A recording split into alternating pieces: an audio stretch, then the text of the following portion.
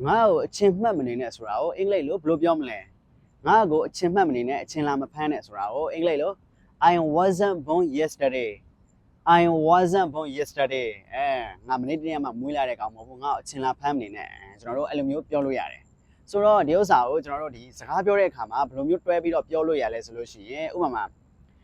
ငါအမှန်တရားကိုသိတယ်နော်ငါအမှန်တည်းသိပြီးသားငါ့အချင်းလာဖမ်းမနေနဲ့အဲ့လိုမျိုးပြောချင်တယ်ဆိုလို့ရှိရင် I know the truth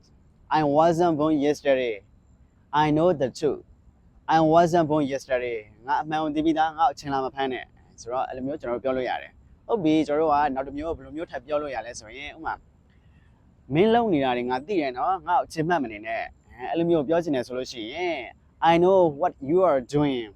I wasn't born yesterday I know what you are doing